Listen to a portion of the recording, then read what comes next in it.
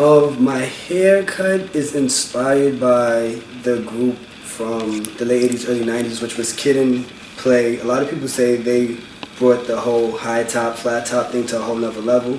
Mine was not high as Kid's was. His was actually about 6 to 7 inches tall. I'm trying to get there now, but it's mostly inspired by him and all the haircuts in that era because it was all about, creativity, whose hair was the highest, who had the best designs, who put more parts in it, uniqueness to a lot of different things. So the hair is it's like the cherry on top to the whole style. Well, I'm from Queens, Jamaica, Queens. I've been in Queens my whole life. It's kind of weird.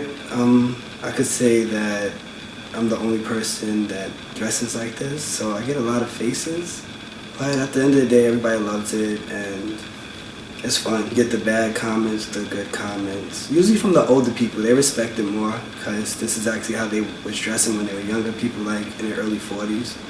They lose their mind when they see me, and they ask me questions like, oh, so what do you know about the music? Oh, are you wearing this? You should get this or that. This is what we were wearing. I guess it brings them to a safe place to know that what they did when they were younger wasn't forgotten about. Well, when I was actually younger, I didn't have a name for 3 days of me being in this world. Elijah came from my grandmother sitting in church one day, and that's what they was explaining. They was talking about the messenger, and that just came along to being my name after that. I was raised by women. A lot of women in my family. I had the guys, but I was usually around the girls, and the things I've seen them do, like I've seen them write poetry, I've seen them do music. I was raised by my grandmother mainly, and she always just taught me how to be myself, and don't be scared to do something, just be happy that you're doing it, So I would say I have a strong feminine side because of the fact that I'm brave. I would say females are brave. They are brave human beings. They are more than men. And I feel like women get deeper into arts than a guy would, because myself, I love the arts, but my brothers, no, because I was like the only one raised by the females. I always stuck around the females. When I turned 18, I just said, you know what?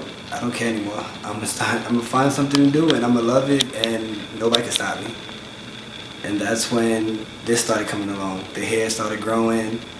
That's when I first found out about thrift shops, which changed my life forever. I love thrift shops. My ring was actually made by a good friend of mine. His name is, we call him Urkel because he looks like Steve Urkel. But he makes a lot of the wood jewelry that I wear, especially this ring. I don't know what it is. It's just like, I feel like with polka dots, it's like you're taking the right steps in the right places. Like, wherever there's a polka dot, you step in it, and you're in the right place. It reminds me of, like, old coloring books. And just like Saved by the Bell, when it used to come on in the morning, it used to have all the crazy patterns. YouTube actually helped me out a lot because I was listening to the music for a long time, since like junior high school, but the videos came along on YouTube, and I've seen how they wore their hair, how they dressed, and then pictures of my dad when he was younger. Like this was him. I guess my father never let it go, because the music was always around my whole life. My dad's favorite artist is Rakim, and he was just like the best rapper at the time. Me myself, I like R&B, so we would go to like songs by Boyz II Men, or New Edition, or Bell Biv DeVoe, or True. It was so many active artists back in the days, like there's so many to name. I would say my style would be more along of Bell Biv DeVoe, because they wore like basketball apparel, or they wore high top sneakers, they wore their hair like this, they put designs. It was just more of expressing themselves with what they had. So I think that works with me the best. Music will forever be one of the loves of my life. First is my grandmother. But music, I mean, like when a beat and the right lyrics are put together, it can like make my day. Especially if a lot of the 80s music, I love it because it told stories, and I'm always interested in stories, like adventures, things people did, encounters, like, oh, this is how I met the love of my life, and they'll rap about it, make the whole story. I love storytelling. A great artist by the name of Slick Rick, he was known for storytelling and talking about how he met a girl and how she was stuck up, or how he met a girl and caught him off guard or something like that. It was always a story with him.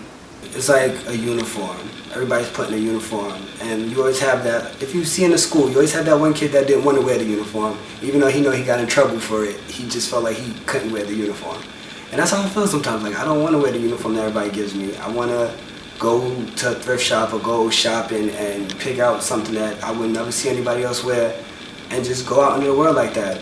And people ask me, how do I do it every day? And I'm telling them, this is just who I am, and I'm not mad at that. I go to just like random places. I go to Union Square, I'll sit down and write in my book. I'll find like a wall full of graffiti and I'll take some pictures. Or I'll find like a little pond or something with benches and I'll sit in the park, or just something like that. I just love wandering. My ultimate dream is to open up my own poetry/art cafe where, the young people come express themselves. Somebody reads a poem, while somebody else is like, expressing themselves in painting, and I definitely want to do that. That's my biggest dream. Did you see the day the sun shed a tear, going away, fading away like it wasn't there? As hot as it was, it started to cry, as if his being there was a lie. But the sun stopped crying because he knew he would be back soon. But did you see it, the tears of the moon? It started to cry because of his sun, and the tears didn't stop until his time was done. Then the sun came back up in a lot of pain, and at the same time it started to rain. Dedication to global warming.